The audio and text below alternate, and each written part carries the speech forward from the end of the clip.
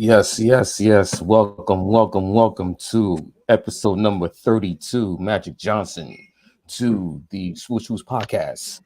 We got Second greatest myself. Laker of all time. That's correct. Just saying. So the hosts, we got myself, Eric, we got Armani, aka 77 5, Ernest, the Darvingham era, and I guess the depressed net fan, aka / Pelican fan, and Net You're fan. Ingram You're a Nets fan. You're a Nets fan, Josh. It says Ingram fan and Pelican. That's crazy. Yo, that's crazy. You a Nets fan, man. You're a Nets fan. Oh, You're literally man. You're I think you were on our Using the whatever last one. episode. And Nah, I think you're in 4K rooting for the Nets, bro. Nah, 4K. I think that was somebody else. Nah, That's bro. crazy. And I told you about Ingram, bro, when he got drafted, but you was talking about But Castle. I've been on Ingram. I was with you. No, we not doing that. Yo. We not doing that. Unless the player is out of a Laker uniform, Josh is cool to root for him. That's the problem. I like Lakers. I like the Lakers, man. Yeah, okay. What you mean? But to get into it, we have a lot to talk about, a lot to cover. A lot of things been happening in the NBA. We all know. First and foremost, man, topic of conversation in everyone's mind. That's on every show. That's on every segment on ESPN or Fox Sports or wherever you find your sports outlets. All over Twitter. It's about the Brooklyn Nets. Man, obviously we know what's happening with Kyrie Irving, and with the issues that have arisen with Kyrie Irving as of late. We're not going to get into much of that. We really want to just talk about basketball and the dysfunction that has ensued within that organization. First and foremost, we stand by the Jewish community, right? And we don't abide by anything, any hate speech of any race, creed, religion, color. Doesn't matter. That is not what we stand for. I think I speak for all of us from that. Yeah. So the Nets right now sitting at, I believe, 2-6. The worst defense in the league right now. It's looking bad. It's terrible. The firing of Steve Nash had happened a couple of days ago. After 8 games in, they should have fired him in offseason. We gotta get that. We gotta get that Steve Nash picture in the somewhere podcast with his eyes. We need that picture. Yo, Eric, if you can hook us up with that, we need that. I can find that. That's easy. Easy. That's easy. Somewhere in Brooklyn and Park Slope, Brooklyn, Steve Nash is doing the running man on TikTok, celebrating because he doesn't have to deal with this dysfunction that's happening. But let's get into it. The Nets, are they doomed? Is it time to blow it up? Let's go with Josh first, because he is the Nets fan on the pod right now. Let's clarify this. I was a Nets fan when they was in Jersey. I don't know about this Brooklyn brand of Nets basketball. That is, the backtrack is insane. Wow. What happened? So you weren't a fan when they moved to Brooklyn at all? Nah, I wasn't feeling the brand. It was a little bland to me. So I just. So you wasn't rooting for Darren Williams and all those guys, and then you wasn't rooting for KG and Paul Pierce and all those guys. Not that I recall. And Darren was his favorite player, bro. And you. I respected Brook Lopez. I don't know about those other guys. And you wasn't rooting for D'Angelo Russell and Jared Dudley and those guys. You wasn't rooting for that for that team either. Nah, it doesn't ring a bell. I was with AD and the Pelicans back then. And you weren't running victory laps when they landed Kyrie and KD on the team about we getting the chip and this, that, and the third. Well, I never said we getting the chip. I don't know, man. Wow. Wow. But what proceed, brother? The question at hand is. The question at hand is: do you think the Nets should blow it up? And by what I mean by that is trading Kevin Durant, trading Kyrie Irving. What the hell to do with Ben Simmons and his injuries? and lack of thereof focus. Yeah. What do you got? Listen, I should be like an advisor because I've been said this last time I was on here. Well, somebody else was on here. I'm gonna just say, like I said, they should have blew it up when KD asked for the trade. That's I'm on gonna be record. honest. I've been said that. It's already looking bad because everything just wasn't going the Nets' way. Everything y'all saying about the dysfunction in the Nets is true, except for the Steve Nash one. He deserves to be fired 2 years ago. He is not a good coach, and I don't understand why the media is all, oh my God, he's happy to be gone. No, he doesn't do anything. But I've never seen this guy became a coach without any prior work experience at all. Mhm. He never even gave me when he talks like, yeah, I want to be a coach. I want to draw plays and stuff. I never hear that from him. I just hear this the guy that's just clapping on the sideline. He's trying to manage egos. Can't even do that right. We gave this point guard who had stacked teams before, couldn't even make it with that team, and you can make it work with KD and Kyrie. I didn't believe in it from the jump. But like I said, other than that's like the shining light. If Udoka's here, that's another conversation. But everything else is just a mess. KD, I think we should cut ties with KD. Save his career. He's averaging 32 and we're 2-6. Like, come on, man. Like, trade him out of here. Kyrie, I don't know what to do because I don't think he has any trade value at all. Ben Simmons, might as well keep him because his trade value is definitely dirt too because of how he's been playing the first 5 games. This team is just sell everything. Sell everything. I don't know what else to say. It's sad. It's disappointing. And this is what made me a Pelicans fan. I mean, right now, the Brooklyn Nets are sitting at 25th in defensive rating in the league. That's good. Improvement. Literally right. I know, right? Because last week they were one of the worst. Literally, right under the New York Knicks. So, you never want to be next to the Knicks in anything, but I can't even talk. I can't even talk. I can't even do that. Like it's crazy. That's a horrible, man. Bring back the Russian guy. I actually stand corrected. I actually stand corrected. The Nets are 29th in the league right now. Still improvement. 29th.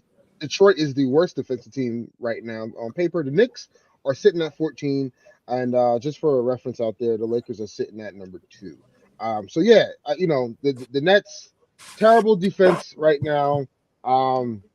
A lot of that stuff was hindered on, the hope of Ben Simmons kind of leading that force on that side of the ball. Yeah. But Ben Simmons has yet to show any promise as of late. He's averaging a triple single. And he's out with a knee injury, and Jacques Vaughn came out yesterday and stated that now they see some swelling and inflation in the knee. Never a good sign. I'm gonna be fair with Ben.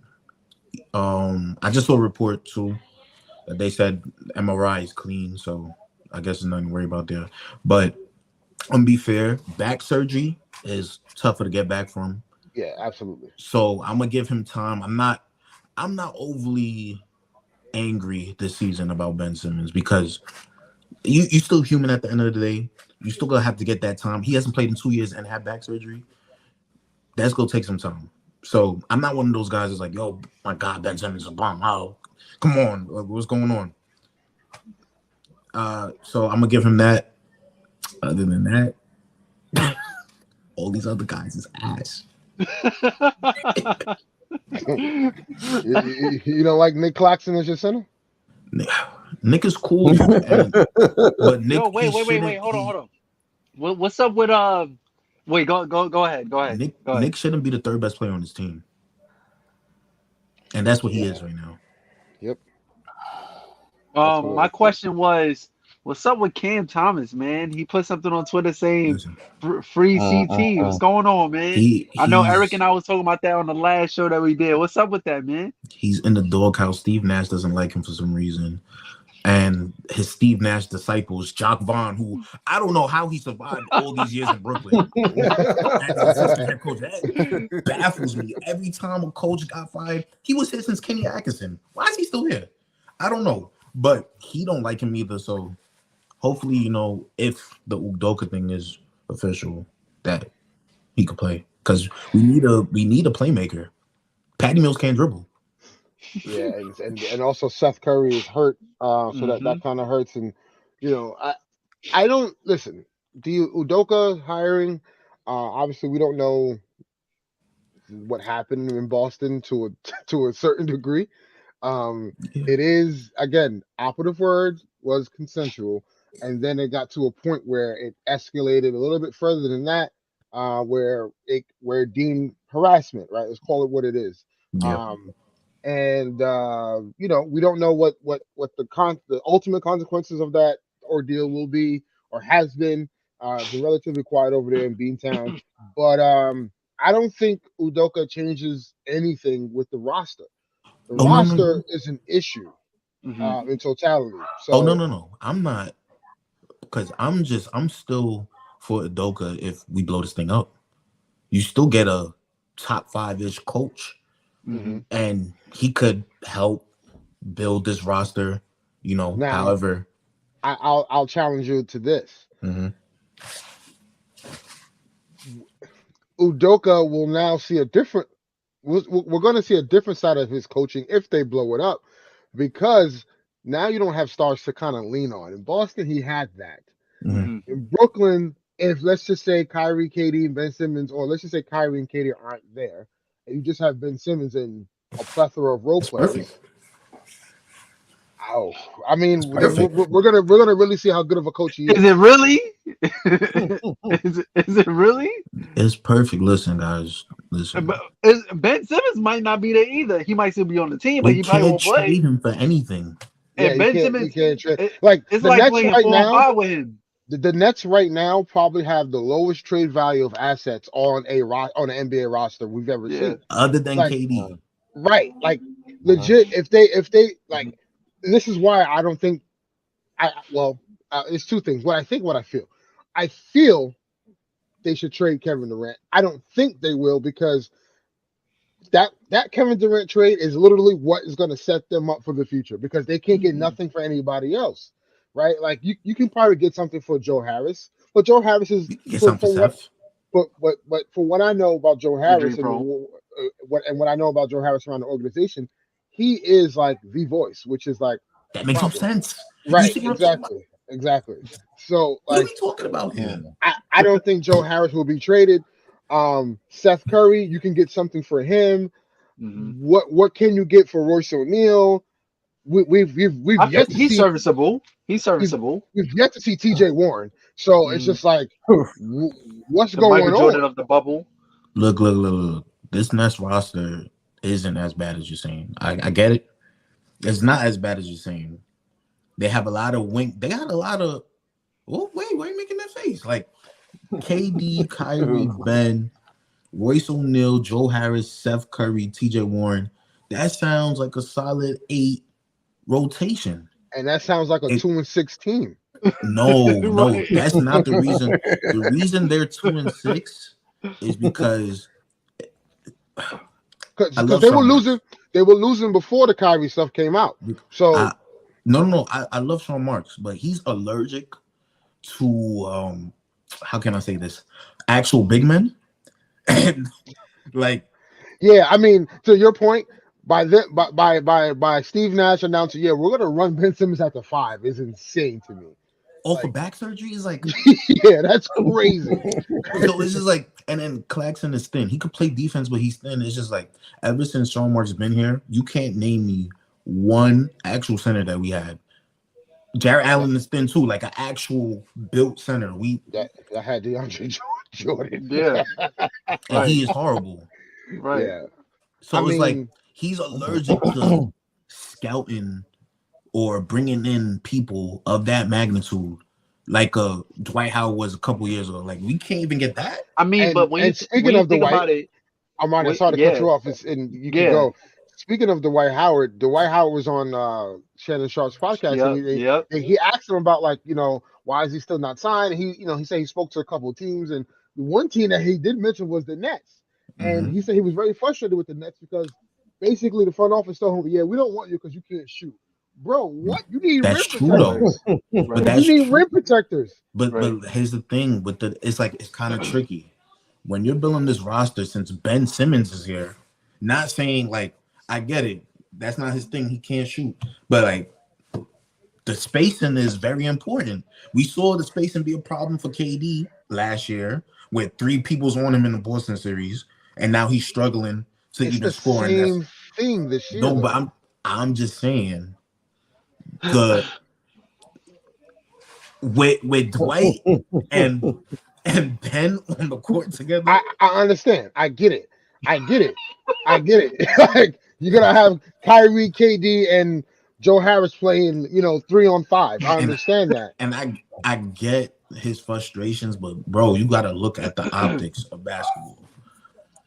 I can't have you and Ben on the floor, and then when you get out, Ben and Claxton on the floor. What is that? But who's to say that him and Claxton were starting together? Dwight will come off the bench. Right. No, I'm just saying either vice versa. Because at the end of the day, you're playing Ben Simmons and Claxton in the starting lineup. So the spacing is already an issue. So what's the issue now by bringing on another big man that can actually anchor some of the defense and rebound? Like y'all signed Markieff Morris, bro. And I like that. But here's the thing about Markieff. I like that because that's another thing that the Nets lack. They lack toughness and the people that's just gonna I'm gonna foul the shit out of you just because you think I'm a pushover. I like him and Royce O'Neal is the guys that you need on this Brooklyn roster. Like, yo, come in and just foul the shit out of him. Because I know that sounds crazy. I know it sounds crazy. But what are you on the bad boys, Brooklyn Nets? But look, it sounds crazy, but really look at the Nets' last 2 playoff series against Boston and the Bucks. They beat up on us.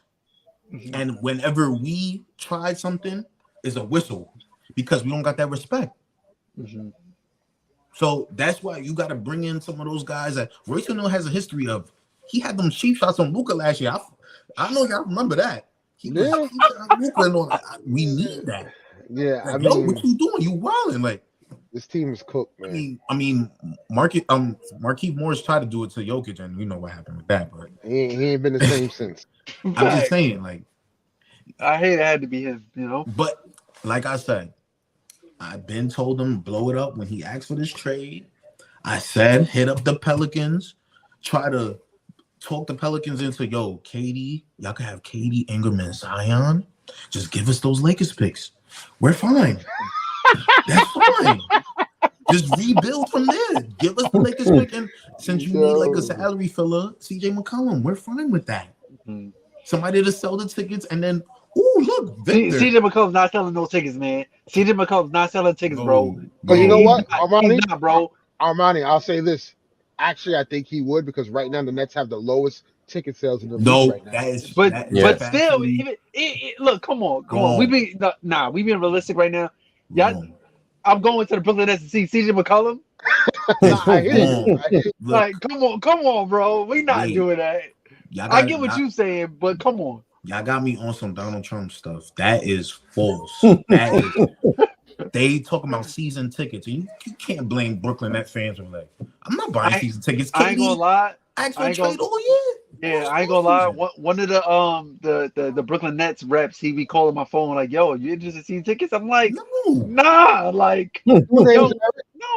You don't know what you expected from Kyrie, and KD asked for a trade. What am I buying tickets for? Yeah, nah, there's some dude named I forgot his last name. His name is $25 chicken tenders. And he calls me all the time, like, yo, you know, I'm like, nah, bro, like I'm a Laker fan, right?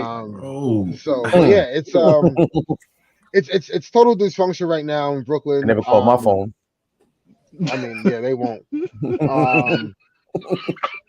Uh, it's total dysfunction right now in Brooklyn, and I don't see them coming out if they keep it all together. I don't see them coming out of this being a contender, or maybe I just don't see the light right now. But right now it's looking bad.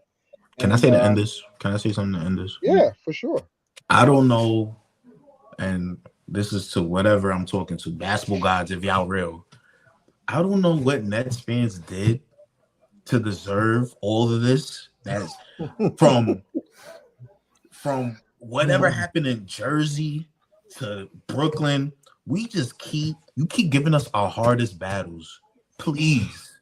You really want to know why? And things started to look up for y'all like after like y'all made the stop with it with D-Lo. the D-Lo mess. Stop it. But it was looking up for y'all though. If the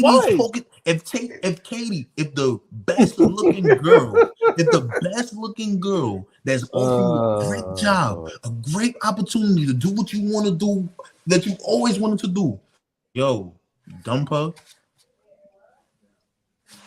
Nah, listen. If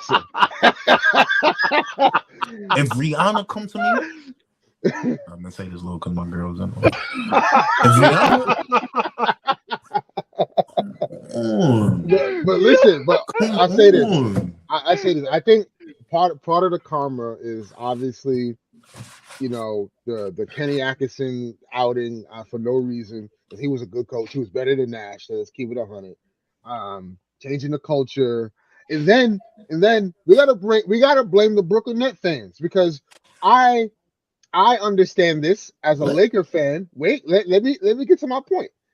As a Laker fan, we saw the little brother run victory laps when they signed these two guys in the basement, and Brooklyn Net fans, who are the little brother to the New York Knicks. Let's just keep it 100 right now. That's as much as the Knicks have sucked and been a putrid of a basketball organization, they run New York City. I don't agree with this. Net fans came in as soon as KD and Kyrie signed there. There was a bunch of bandwagon fans that jumped on the ship and started doing victory laps, already parading for championships down Flatbush Avenue without dribbling a basketball before the season started. So Time out. Some of that karma is reversed to y'all right now. Time out. That makes no sense. You gotta keep it 100. Hear me out. That makes no sense, because you know what? Brooklyn Nets fans were perfectly happy with that 6 seed team. We was thinking it was gonna be D'Lo, Caris LeVert, Dinwiddie, Jared Allen. I didn't think nothing about no Kyrie and KD. No, I'm saying when the actual signing happened. But you gotta look. The Lakers, you can't compare the Lakers and Clippers to the Nets and Knicks, because the Lakers are like the Yankees. The Knicks are not the Yankees. The Knicks fans were, I don't know if Ronnie witnessed, but the Knicks fans were berating us even when we was even paying attention to them. We won 40 games. It was like, oh, for what? Just to lose to the Sixers, get swept by the Sixers? And it's like, yo, bro, like, why are you talking about us? You're not even here. Right. Like, they even make the playoffs. They didn't make the playoffs. I get it. And then Knicks fans was like, "Oh, y'all not gonna be anything because when KD and Kyrie and Zion come, it's over." So it was like, flipped, because we didn't know. Nobody Eric, knows coming to Brooklyn. Eric, don't cap. That was an actual thing. Yeah, Knicks fans. That was it. It was Photoshop. KD, Kyrie, and Zion, and I was like, "You guys are smoking crack." It was insane. It was a whole campaign that whole season. KD, Kyrie, Zion, get the number 1 pick. We won 17 games. Watch us get that number 1 pick, and KD, Kyrie to the Knicks. That's shameless. And watch everyone, and then oof. So here we are 4 years later. So if we get bullied that whole season, and we not even paying attention to these guys, and then the people that we didn't know that was coming to our team came to our team, we gonna talk that shit. Mm-hmm. I understand. No. I totally understand that. I totally understand that, because like nobody expected that. You know what I'm saying? Like I didn't know about the whole Zion going to the Knicks thing, but like KD and Kyrie they had the go worst to the Knicks in the league. That's right. Why. That was a real thing. So like I can totally feel like free agency comes, and then you got 2 players like yo, you get an alert from Woj like, yo, I just got Katie and Kyrie on my team. Like, I'm thinking we signed Tobias, bro. That's what I was thinking going there. I'm like, we signed Tobias Harris. I'm cool with that.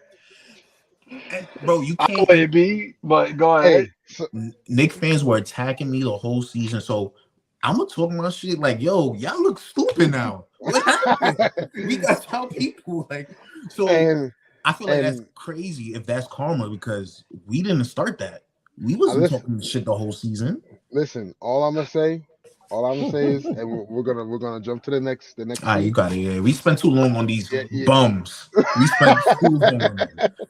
But ultimately, I think we all agree the Nets should blow it up. I don't think it's gonna get any better before it gets any worse. Blow it up, still bring Udoka. Yeah. Next on the docket, we have this Philadelphia 76ers. Man, what a start for them.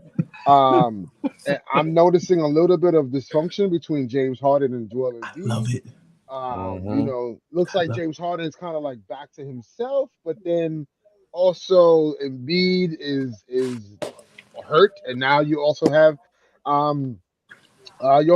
James Harden who's hurt, who's now out for a month for a foot injury.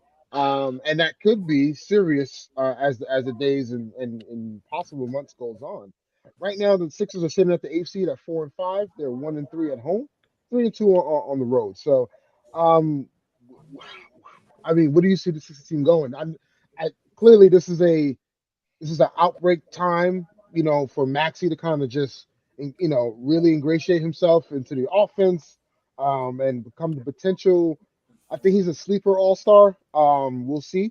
But yeah, what do you guys think about the Sixers and how things are going to come out? So Go we ahead. talked. So myself and Armani on the last episode talked about Joel Embiid having a little issue on the last episode, and now that James Harden's out with the foot injury, out for a whole month, we're going to see how this thing plays out. I still think that Doc Rivers is still in the hot seat because the last two years, the playoffs did not end very well at all. Also, they're now hearing rumors about Joel Embiid wanting out of Philly. So, where's he gonna go? Like, you know who's gonna trade for him? The people y'all hate, the Warriors. What are they gonna give up? All them young who are they gonna give up? James Wiseman. All them That's young still not- players they got. No. That's not enough. Don't get me. Nope. And they pick. They go do it. Watch. Nope. Nah, I don't see it. I don't see it. If I'm just to update, Joel Embiid starting tonight with Tobias Harris, PJ Tucker, Tyrese Maxey, and DeAnthony Melton. So they play the Knicks tonight. So we'll see what happens. Speaking of the Knicks, starting lineup change. Quentin Grimes, who just got off the injured list, he's going to start as shooting guard in front of Evan Fournier. Thank goodness. Thank you, Tibbs. That's exactly what you want too. Anyway, right. Evan Fournier. I mean, whatever. Yes. But yeah, the Sixers, like the Lakers can bench. Go ahead. So I'm saying that the Darvin Ham could bench Russell Westbrook, who's making $47 million, but Tom Thibodeau will even bench Evan Fournier as a starter. Like, come on, give me a break. Anyway, continue. I understand. I mean, so the Sixers are I would say an influx. I don't think it's panic time for them yet, though. It's still very early. But I'm interested to see what the chemistry starts to build up and look like because I don't think Tobias Harris will be on the team at the end of the year. I think by the trade deadline, bro, he should have been gone, bro. It's the contract, so yeah. You know, $40 million. Yeah. So when you look at that, and I'm not off the panic. I'm not on the panic train yet for the Sixers. I'll just put it that way. I mean, what we always say, winning heals all the wounds. So I can see them like picking up some speed, getting some wins together. I mean, it's gonna be tough now that James Harden's out, but this is Tyrese Maxey's time to shine. But I mean, once James Harden get back into the lineup, start to figure out some things, start to win some games, I think they'll be all right. But Doc Rivers, yeah, I don't know about him. I would say I would say Doc Rivers may be on the clock if they continue on this trend. Because Been saying this. listen, I'm not gonna lie to you. As much as I admire Doc Rivers, that victory lap him, KG, and Paul Pierce been running on the '08 championship is Over. dried up now. Like Yeah. we gotta pack that up. Like we gotta start acting like that Boston team was a dynasty because they were not. So if Trevor Ariza and Andrew Bynum were healthy in that series, I think Kobe three-peats. But And Pau Gasol was on his, right, right. I think Kobe three-peats. But needless to say, I'm not on the panic train yet. But if they do continue to slide and struggle, I do see the writing on the wall for Doc Rivers, and lo and behold, Mike D'Antoni is waiting in the wing. So, yeah, we're gonna call them the Houston Sixers. And B gonna be shooting more threes. Yeah, I'm gonna hit the panic button. That's gonna be ugly. I'm gonna hit the panic button, and it might look like I'm hating, which is a little bit of hating because James Harden. But I know how James Harden teams operate, and oh yeah, you know firsthand. yeah, that was one of the dysfunctions from last year. So for like how many 10 games? James Harden, I knew it wasn't gonna work. The James Harden Embiid thing, because James Harden plays one way, and Joel Embiid wants the ball one way. Yeah. So, and then the other dynamic is Daryl Morey. Daryl Morey is best buddies with James Harden. Embiid is gonna feel away like, hey, bro, I've been here. Like, right. Why? And I could have won MVP last year. Yeah, right. Like, why you all buddy with him? So I think it's gonna be a very crazy dynamic when he comes back. I think the Sixers gonna be fine for now because they could just go back to playing how they did last year. But when he comes back, I feel like it's gonna be we're gonna see it more because it was a video clip that you saw, and B would bring up the ball, then he would just hand it off to Harden and then walk all the way to the hash. It's like, what are you doing out here to the hash? What are you doing? You're not giving them an actual offensive look. So I think we gotta panic about that. And Doc is overrated. So yeah.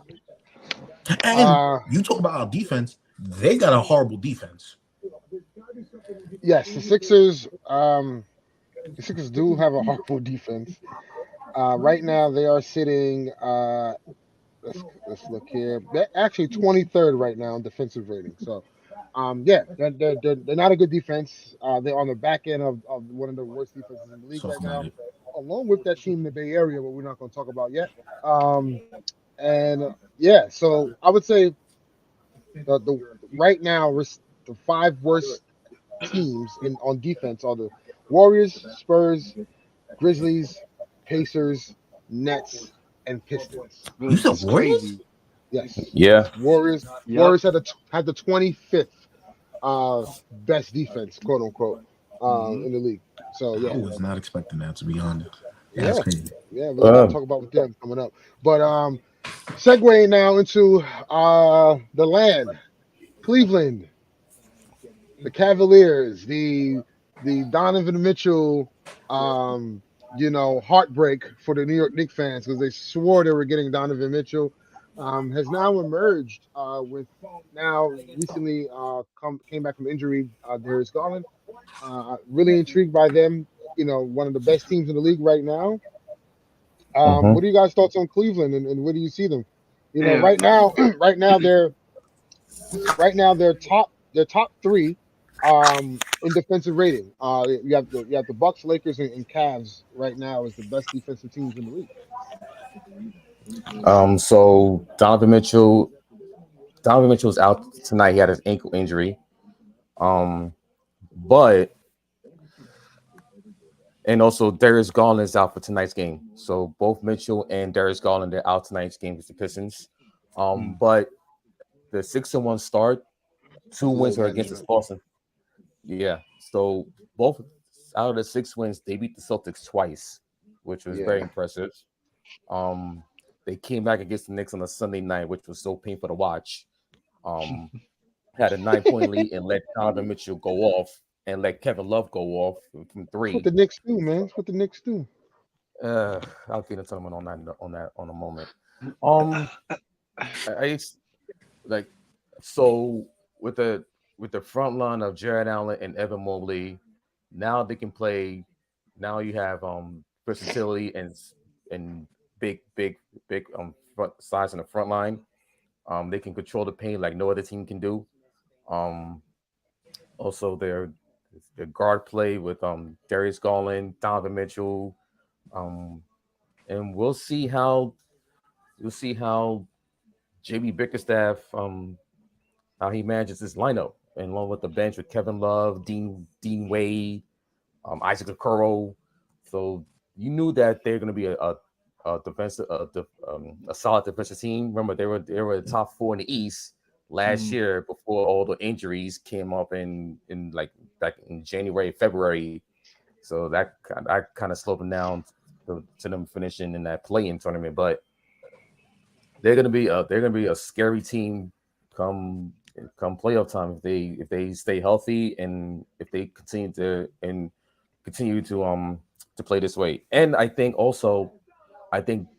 that's a team to watch come trade deadline because you're gonna have teams start to load off some vets, and if they can get a solid shooting guard to pair with Yeah. Donovan Mitchell and Darius Garland, that's gonna be one of I, the they could be a solid contender. I would say they need a wing Yeah. instead of a shooting guard. Yeah, Um, well, I think shooting Jay guard slash Crowder. wing in that at three. I think Jay Crowder slides perfectly with them. Maybe is it at the cost of Karis LeVert? And can Phoenix see Karis LeVert thrive with Devin Booker, which I think is also a good mix considering That's a the solid backup if you yeah look at it that way. considering the drop off we've seen with Chris Paul. Just age Oof. obviously is starting to catch up to him. But I like to see Karis LeVert in Phoenix with Devin Booker. I think that'll be a prolific offense. But again, I personally I think what Phoenix is doing is fool's gold. Once DeAndre Ayton is available to be traded, I think we'll see some action with them. But yeah, I think Cleveland just needs a wing, man. They need a good defensive 3-and-D wing. In my opinion, I think Jay Crowder kind of fits that mold, or you know, but the Cavs I just look if you just drop LeBron James right in that roster, they're walking to the finals. I just put Oh it yeah, that way. easy. So the Cavs are not far away. I still think they need to make some moves around the margins though. I'm just mad that they tanked for 2 years. They got Darius Garland, the number 4 pick, and they got Evan Mobley, number 2 pick. Meanwhile, I gotta watch Evan Fournier as my starting shooting guard. Yeah. I mean, since we're on And Evan on top of that, Fournier, hold, hold- and on top of that, I got role players as starters. So yeah, since hold on. Since we're on the topic of the Knicks, let's just segue before we get to the Western Conference and talk about the Knicks. Eric, the floor is yours for your rant. I don't foresee what the big issue is. Listen, you know me. I always have a problem with y'all Knicks fans. 'Cause I personally think y'all confused. Some of y'all want to tank, some of y'all want to win, and it don't make sense. So I need to understand what y'all that's want how to the team do is built. So because it's like that's how it's the like team is built. y'all celebrated crazy when y'all got the 4th seed. It was F. Trey Young this, and it was Side Talk New York was going wild, and it was the city was live. But Double then overtime. like Well, that after one that, playoff win, it after that was it was mad. like, oh, it was a fluke. We should have just went young and not forget about the vets and trade the vets. But then it's like y'all want to win, so I'm confused. But needless to say, what's the issue going on with the Knicks? All right, so it's more like on the court thing, and with Tibbs as the coach and the whole roster how it's constructed, you know. So the last game against the Hawks, they had a 23-point lead, second quarter. So the bench came in, Obi Toppin, Manuel quickly, they were balling. They built the lead up to 23. So by around the 7 minute mark, second quarter, as on point, Tibbs brings his hockey rotations in. You know how you watch hockey and get the one line rotation, another line rotation. They all come in instead of staggering minutes. They bring the whole starting five in, and then next thing you know, the Hawks throw in the zone. DeJounte Murray goes off. He's stealing the ball from Jalen Brunson. Evan He had Fournier is slow-footed. 36. He It had was a game 30. with He had 36. 18. He had 18 in the second quarter that led the Hawks to that comeback, and then the third quarter whitewashed them. Yep. And then he's Julius Randle. He's starting to revert back to his old ways from last year and back in 2020, bringing up the ball like he's not supposed to, knowing that he has Jalen Brunson as your point guard. Why? I don't know. And he's shooting like 12% from three. Tell him, why are you shooting threes? Get your butt behind the paint and start bully balling these small guards and small forwards. I don't know why. RJ Barrett, I'm not worried about him. He only gets up to these slow starts, but at the same time, he got that contract. Yeah, he only averaged 12 points a game. He quiet. Like 17, but the shooting is like he's got to get better. He's got to get way better shooting, and he's missing layups at the rim as usual. He's got to stop that. He's got to improve on that big time. Free throw shooting, they're like close to the bottom in free throw percentage. At 70, as a team that's shooting at around 72% from the free throw line, which is not good at all. But now with Grimes coming back, now they label him as a starter over Evan Fournier. Thank goodness. Now you add some versatility to the starting lineup in which you can have Brunson and Grimes and RJ speed up the tempo a little bit as a starting five. And now you can have Evan Fournier come off the bench for his shooting, but you can cut his minutes. And also the issue of Obi Toppin. He's got to get more minutes. He has to get more minutes because the way he's playing and the way he speeds up the tempo, they have to play at that tempo. And the fact that you still have Julius Randle playing 30 plus minutes, I know he's your main guy, but at some point he's going to have to play Obi Toppin more minutes. And also, even though Quickly and Obi they picked up their options, the clock is ticking.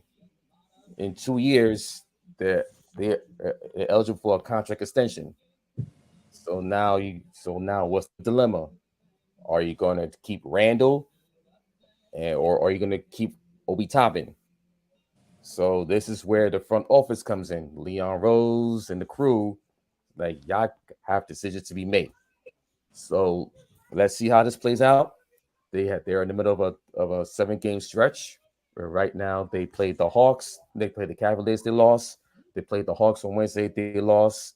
They had two leads on those 2 games and lost both of them. They got the Sixers tonight. Celtics home tomorrow, at Minnesota Monday, and in Brooklyn on Wednesday. So maybe they can get that Brooklyn game because there's just the function all over. But why you just throw it in there? Because a little jabby jab. Anyway, so it's just more of the whole roster construction. It's just like it's the same problem we have in the last 2 years. And with Tibbs, knowing that he plays the vets, at some point he's gonna have to cave in and say, okay, you tell us to watch the game and watch the tape. We watching the same thing. So what's the get, bro? Come on, hey, Tibbs. man. I would say, listen, the Knicks are confused. They're a mid team. They're an average team at best. I would say roughly a little bit below, but listen, the Knicks right now they are competing. You can see that.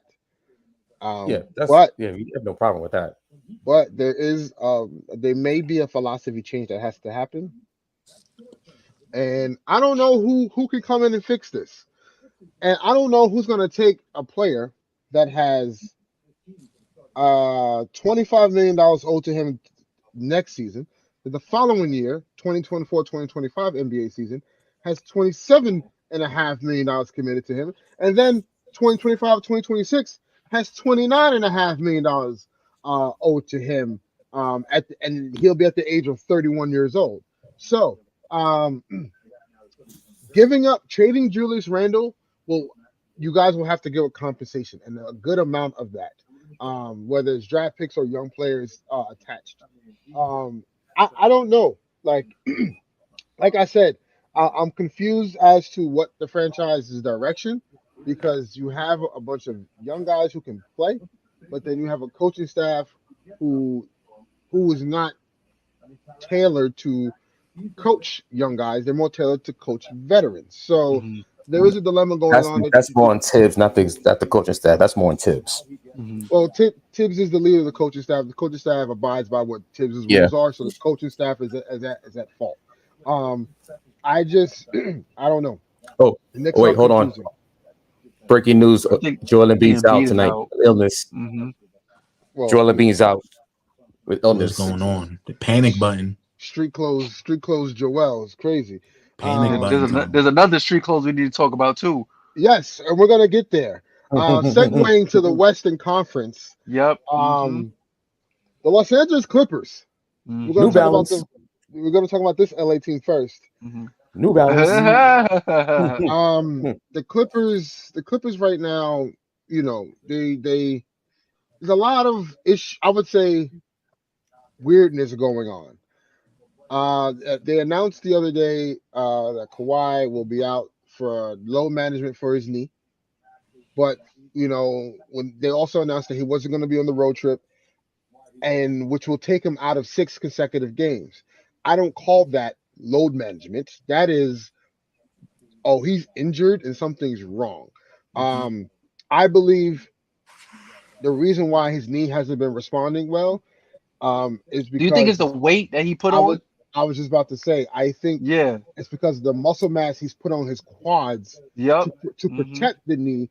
Now the knee has to uphold all this weight. And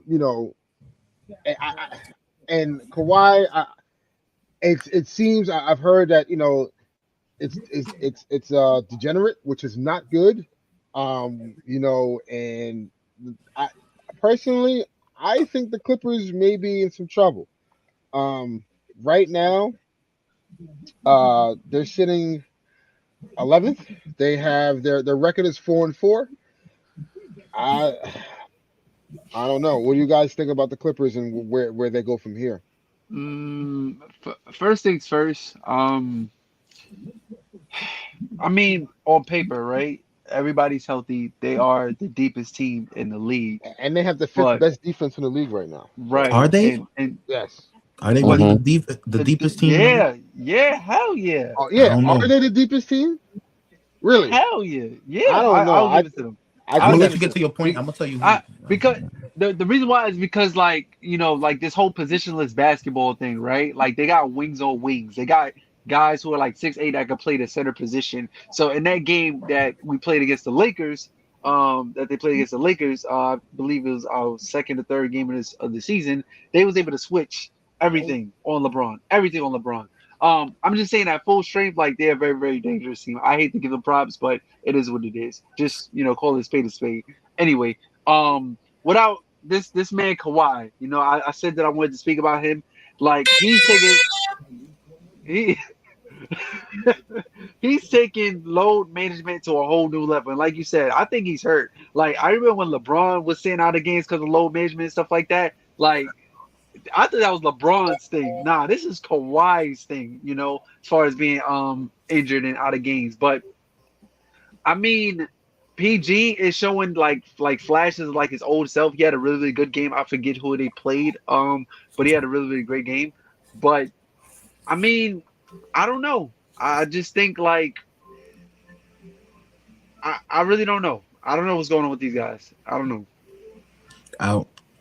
I'll be worried if Kawhi can't go because you need your best player on the floor. Right. So I don't know. That I feel like it's kind of weird with me, like how the media portrays the Nets, but then they always like the Clippers, man. Watch out for them. Yeah, seriously. Yeah. No, it's insane to me how like they just like, oh, the Clippers are the favorites. And they're like, yo, wait, huh? How? Like How? that makes no sense. They do the same exact stuff as us, Mm-hmm. except their best player is the Kyrie. He's not playing. So it's like I don't Wow. I don't understand what's going on over there. But I wouldn't say they're the deepest team. I got the Pelicans, but I would say We just beat them. Kawhi, if he could come back, they're gonna be a force, but I can't even give him that because, like you said, he's street clothes. AD's playing right now. The street clothes, the guy who got the name, he's playing right now. So it's looking really weird for that way. This is personally like me speaking like personally. I just think it's pitiful. It's very shameful. Eric and I talked about this on the last show. I just hate that they put Kawhi on the bench, had him play against the Lake Show, and sat him the next couple of games. But you know what that's about. I know, Yeah, but you know still, what that's that's mad petty. That's You mad saw the petty. commercial, the real king of LA. Yeah, but where is he? Your man's out of here like if y'all watch House of Dragons. Your man's out of here like Viserys, bro. Your man is down, bro. He coming back. His next game back is the next game against y'all. Yeah, all right. Yeah. He's only playing 4 times a year this year, and that's against us. So staying in the Pacific Division, we have another team in California that's been struggling as of late. Had some off-season issues that kind of just like came and went, and Doesn't matter. It's the Warriors. They figure it out. Right. It's the culture, and we got the chip, bro. We got the chip, bro. Jordan did it.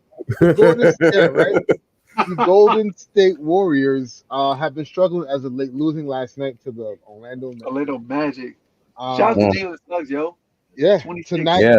tonight, I believe they play the Pistons. No, the Cavaliers play the Pistons. Sorry, they play the Pelicans. They play the Pelicans. Yes, they play the Pelicans. Yes, they play the Pelicans tonight, and Draymond, Steph, Clay, Jordan, all of them are sitting tonight. So, it's weird. They have one of the worst defensive teams in the league right now. What's the deal with Kuminga getting DNPs? Kuminga's supposed to be the next wing that's gonna you know what I'm saying? I felt losing Otto Porter Jr. and definitely losing Gary Payton II was going to hurt them because now you're putting all the pressure on the young guys to replace those minutes and that production. Where I'm like, we haven't seen them play in that role yet. You cannot expect that from them. But no, it's the Warriors culture. Steve Kerr got them prepared, and Draymond Green is the leader and the voice of the team, and he's gonna make them feel good. And I was like, getting a lot of floor time too. Right, and I was like, I still don't believe that these young guys are going to fulfill those roles. They're going to struggle.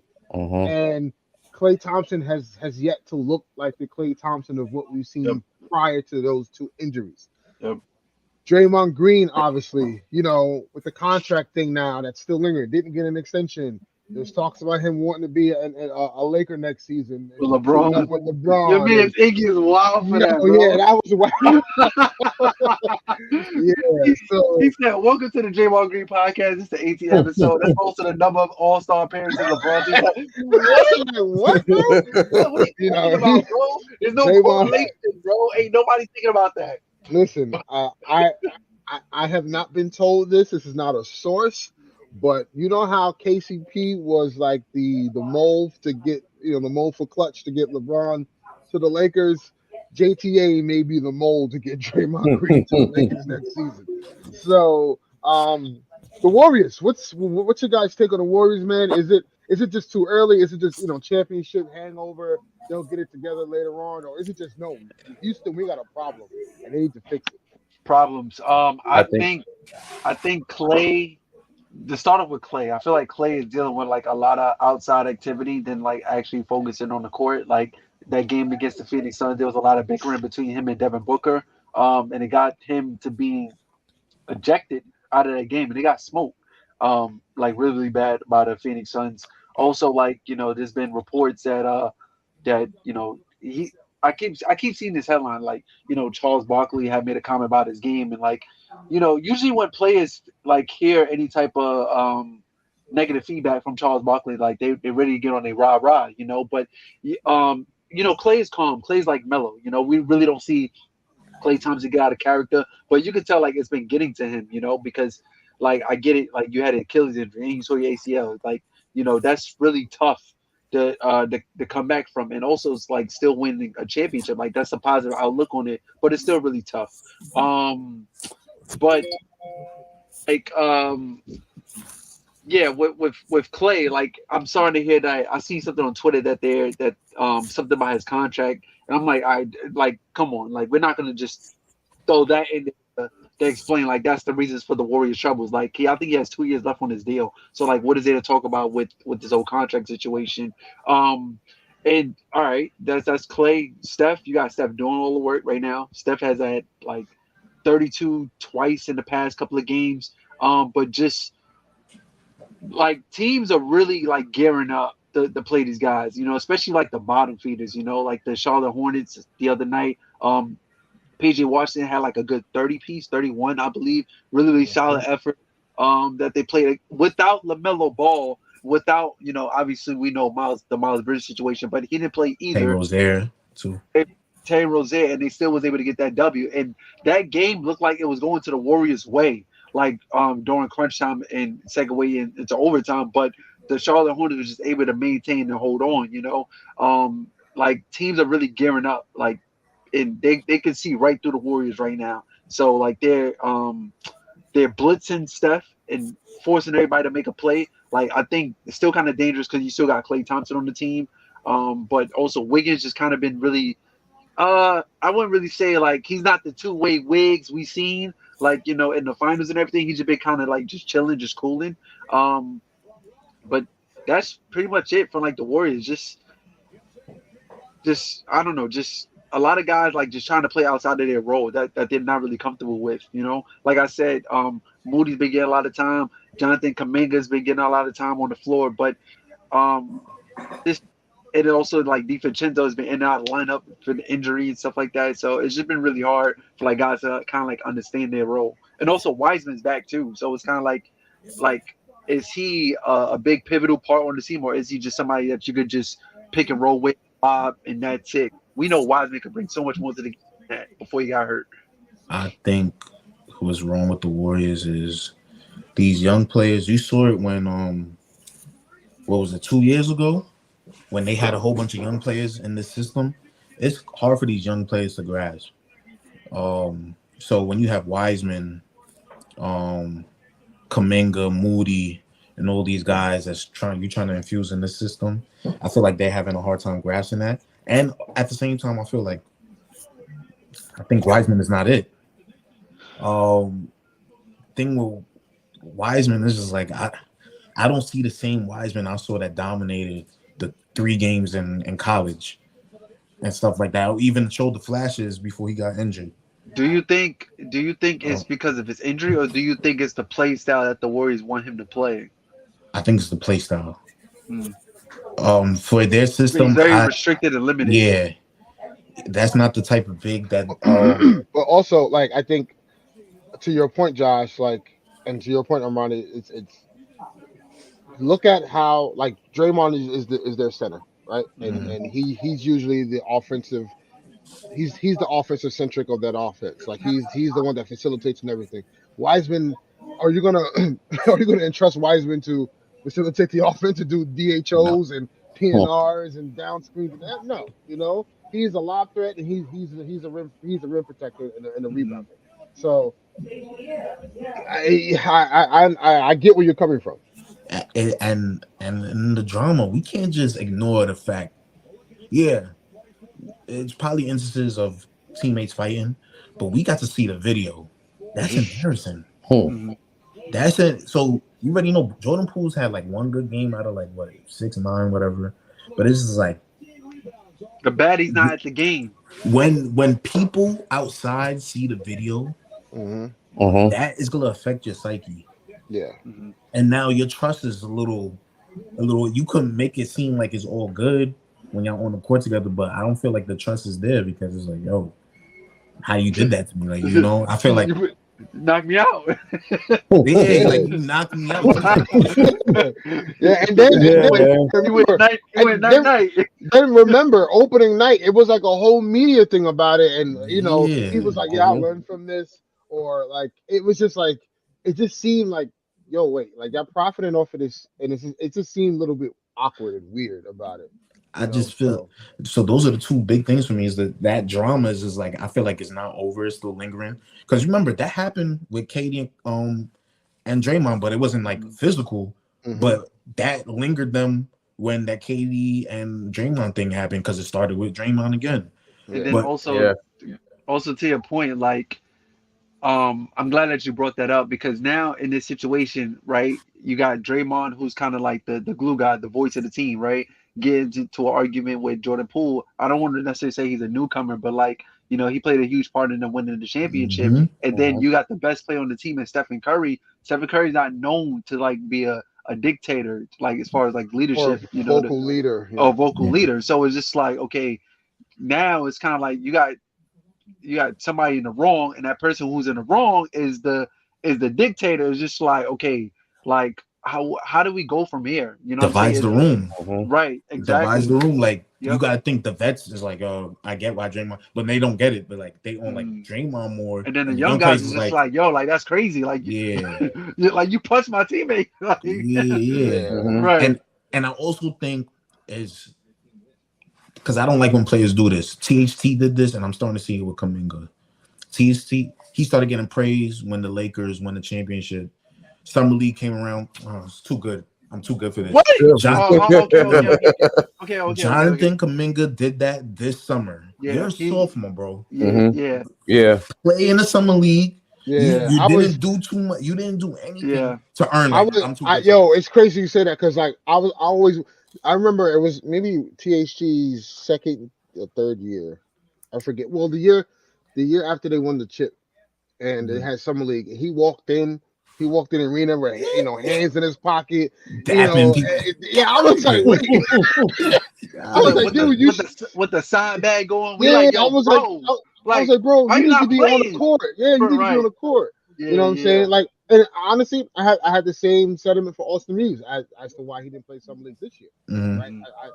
I thought like Austin Reeves should be played. Now, don't get me wrong, Austin Reeves has been playing well so far, but again, with those young cats, like after you win a championship, you it ain't over. Like it's not finished. You have to kind of perfect that and build off of that. So Kuminga, it's just weird that like Steve Kerr's not even playing him. Like he's not even getting like minutes right now, which is like I don't know. It's very odd to me. This is super odd, super weird. So listen, I am not hitting the panic button yet, but if the Warriors don't look to right this ship, it may get ugly very quickly. Let it get ugly. Let it. I'm here. Let it. And like you said, Omani, there's a lot of because they gotta handle the Draymond extension and Clay in a year. Yeah. And then y'all just gave Poole that extension. Poole and Wiggins. And now since they're paying what an excess of like damn near half a billion. Half a billion in taxes, in salary and taxes. So and then you got to think about James Wiseman contract will come up because LaMelo and them is eligible for extension. I think next offseason. So it's like yeah, they ain't paying everybody. Somebody can't keep everybody. Sure. Nope. There's a lot of tension in there because a lot of people got to get paid and a lot of people underperforming, and there's a lot of mistrust. That's a fact. It sounds like another team. In, Misery loves company. I love on the East Coast. And lastly, to conclude this episode, of course, we cannot not mention the gold standard. Wait, hold on. Before we get into that, I just want to say that the Warriors have lost more games than the Lakers. Just throw that out there. Just throw that out there. We gotta win tonight. Hey, Steph fans, y'all got the same amount of losses as KD. This is just a sidebar because we got the late night Lakers show space on Twitter. Shout out to those guys. We be getting some Warrior fans in there trying to throw a lot of shade you know, Boom. and we just like, yo, bro, like y'all Crazy. see what's going on right now? Like y'all getting packed up by the Hornets, packed up by the Magics, like packed up by the Miami Heat, like you know, y'all looking bad. Y'all lost 4 straight games. I 4. can't believe you could Same amount of relate. rings that Klay Thompson got. Y'all lost 4 straight games. Whole lot. I Whole can't lot. believe Laker fans and Net fans could relate because Warriors fans be coming in our spaces too. Like, what are y'all doing? Yeah, Y'all got stuff going on over there too. Like, you know what it is? Like they don't have a see the Warrior fans don't know anything outside of 2015. You know, they don't know they who were Tim horrible. Hardaway is. They don't know who Matt Chris Barnes, Mullin is. we They don't believe. know. They don't know Steven Jackson, They don't know who Bertans is. They don't know who Andre Biedrich, you know what I'm saying? That you Idris. know Michael Jason Petras. Richardson, Michael Petrie, Petras, you know what I'm saying? You Baron know, Davis. Steven Jackson, you know, they don't know Mark those guys. Jackson, You Donald know, Foyle. yeah. I mean, yeah. So you Kalena know, Azubuike. yeah, facts. They don't know the Latrell Sprewells of the world. So, DJ Carlissimo. yeah, or the Chris Webbers of the world too. They don't. Warrior fans existed. They came into existence in 2015. That's when the fan base started to, you know, poison this earth. But on to the next team, the gold standard. One of the worst shooting teams in the league by historically fashion. They cannot. There are a bunch of. Shout out to my guy EP. There are a bunch of I would like to call them as like we would like to call them in our chat. They're a bunch of masons. You know, Can't throw like rocks into a lake. they're a bunch of masons because they like to build. You know, because they brick so many damn shots. It is so annoying to see the roster construction. Rob Especially Pelinka, LeBron. yeah, Like yeah, this. but LeBron is shooting 23% I'm not used to that. from 3, which is yeah. The You step know, back not working. it's not working. It's not working. Look, It's not working. the FU3 not working, bro. Yeah, The it's little not. side step, it It's ain't not working. working. I'm confused, bro. Yeah. So, but there is a silver lining in this. With Darvin Ham, the new coach, the Lakers have the second best defense in the league. Which is wild to me. They have the second best defense in the league, and they have the worst offense in the league right now as we stand. So That's staggering, man. yeah, that's very staggering. But needless to say, I do, you know, they move Russell Westbrook to the bench, and for the Wait, past, hold on. We're gonna go way back. We're gonna go back to our early episodes. One of our earliest episodes. Because I said this. I said it. I wasn't strong behind it. I'll take that. But I said, yo, do you think we should put Russ on the bench? And I got a lot of heat. A lot of heat for that. It was like, nah, Russ got to start. You know, he helps, you know, penetrate and, you know, bring class of defense and stuff. Because we got Melo on the wing. I said it. I'm not going to, like, take full ownership now like I told you so. Because I wasn't strong behind it myself. I would say last season was the wrong team for Russ to come off the bench for. Fair enough. Okay. Because during that time, who were you benching him for? Mm-hmm.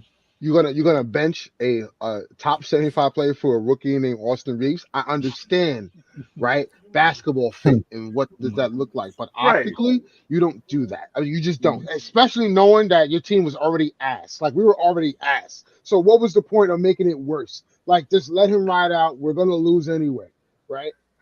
This year though is there's a different energy.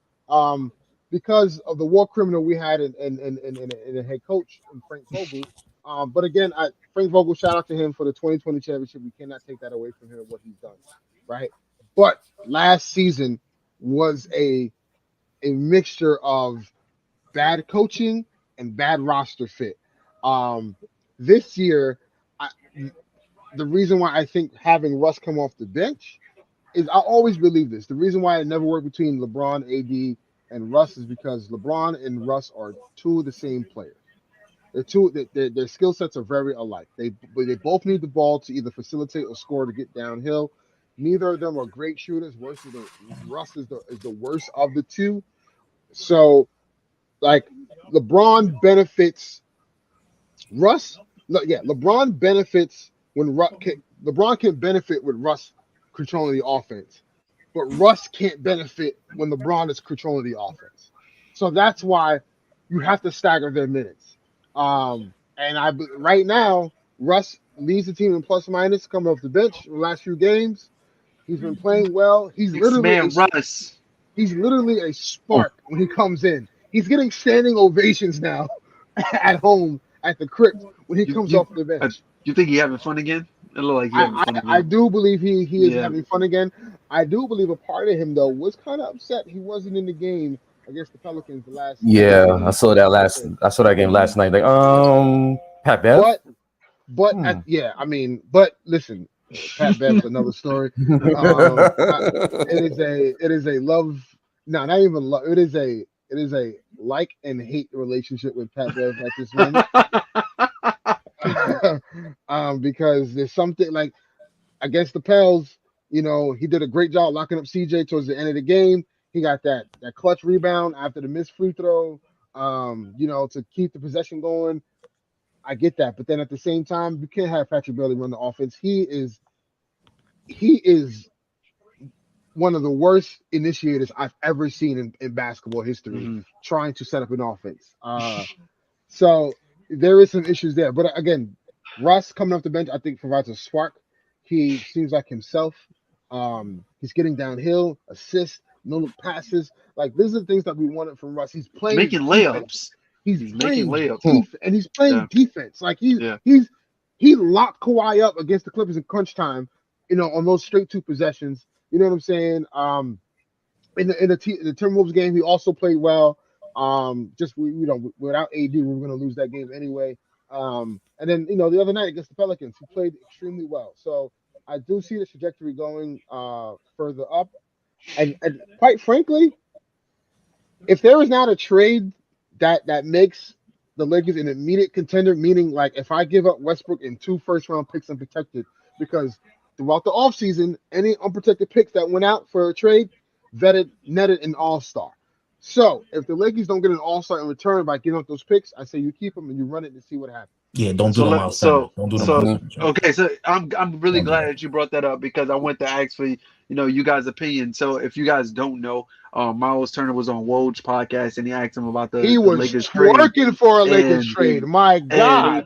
And the question was, pretty much he commented on if the Lakers should do the trade. And he was like, if I'm the Lakers, like I must do that trade for me. So I just wanted to know you guys' opinion on that. I don't like that from a player. You're on the Pacers right now. Why are you selling yourself? Woj had it working for a Lakers trade, bro. Look. If I lived in Indiana, I get that, but I don't like that at all. And also, if you're looking from a Lakers standpoint, I just seen you get outplayed by Claxton, a second-round pick. No, I'm good. He got outplayed by Claxton.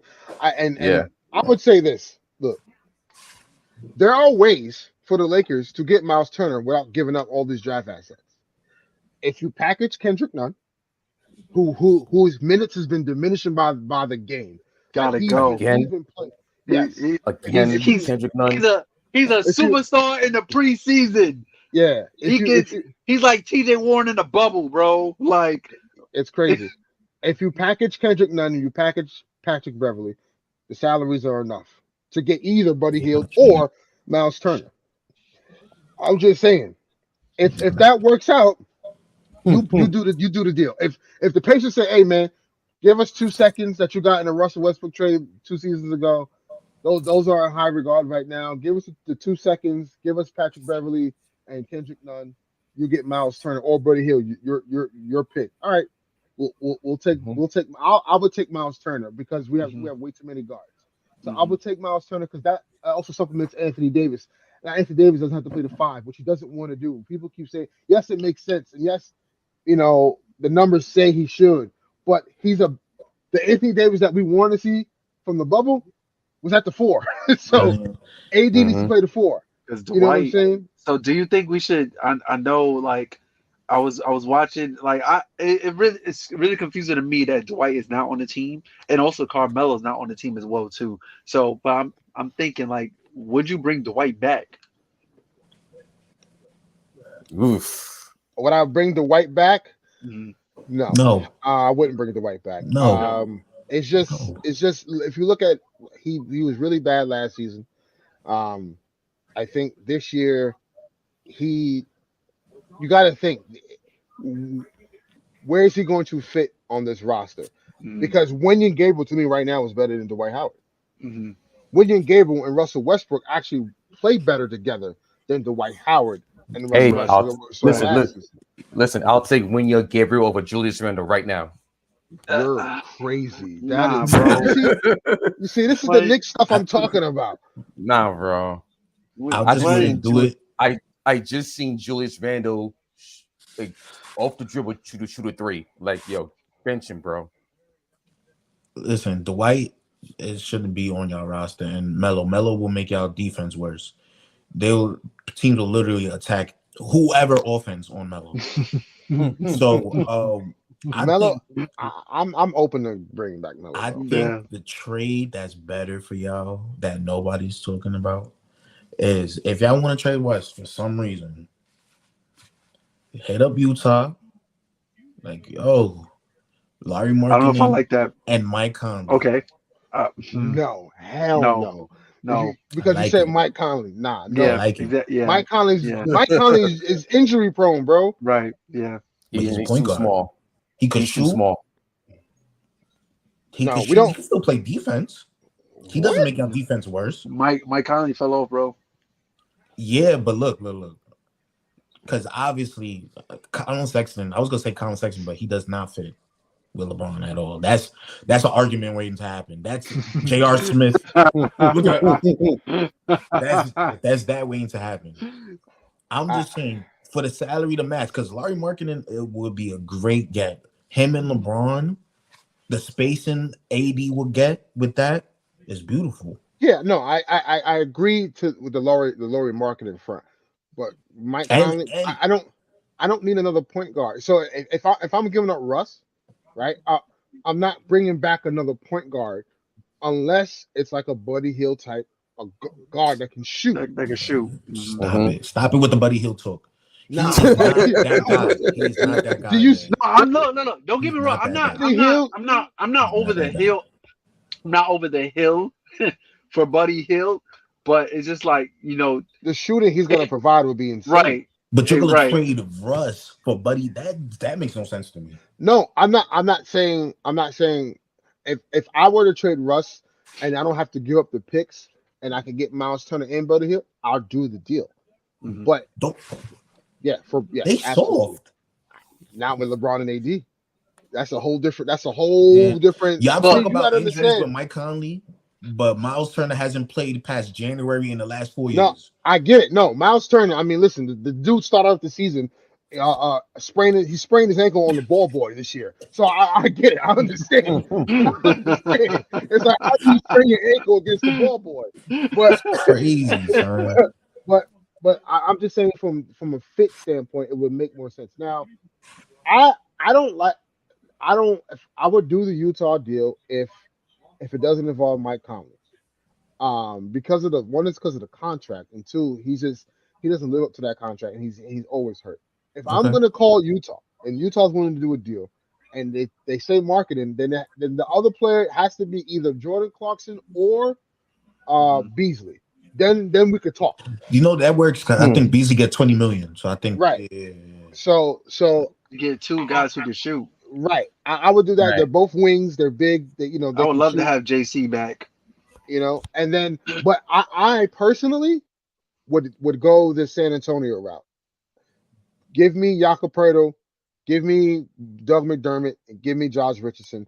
It also creates an $11 million trade exception, so I could absorb $11 million worth of contracts in other future deals, so forth and so on. Like hence Cam Reddish, right? Hey, New York, here's Kendrick Nunn. Here's a second. Give us Cam Reddish.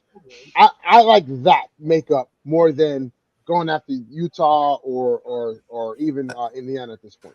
I get you, but as long as Pop's there, he's never trading with y'all. Oh yeah, of course. He hates you. Remember, Kawhi Leonard, when he acts out of San Antonio, He told him, "I want to trade me to the Lakers." I Because he respect wanted it. to go home. And Pop said, "No, we're gonna trade you to another country, and we send your ass to I respect it, man. Spiteful. so, I respect it. and it's wild. He got nothing for that deal. You know what I'm saying? So Yep. I get it. I understand because he got DeRozan in that deal, and then he And traded DeRozan Potto. to the Bulls for He nothing, got DeRozan and basically. Potto, I think. Yeah, exactly. So Pablo is still there. right. Right. So listen, at the end of the day, I like right now the attitude of the Lakers. I like the energy. I like the team camaraderie that we're starting to see. It was a huge cloud over the offseason. Everybody and their mama wanted Russ out of there. And once we realized that Russ wasn't going nowhere right now, we had to accept that. So listen, I've never been a guy that hated Russ or wanted him off the team. Mhm. No, I'm lying. I did want him off the team because if trading him because of the contract were to bring back some supplement depth, cool, I was with that. But if it wasn't going to bring that back, or if it wasn't going to net a superstar or all-star back in return or depth options, then you keep Russ and you work it out. So far, it looks like it's starting to work out. So we'll see tonight as they play the Utah Jazz how that works out. I'm sure THT is going to look like Michael Jordan tonight. So we'll see what happens. But the Jazz have been playing well as well, right? And that's been one of the surprises of the league this year. But yeah, man, a lot of stuff to cover, a lot of stuff to get after, next coming days. Shout out to the Brooklyn Nets as they've taken over the media cycle. It's to take some attention off the Lakers and everyone else. Really interested to see how that team comes out of all this. I do They think that a took the trade deadline. attention off of Josh Primo. I can't believe it.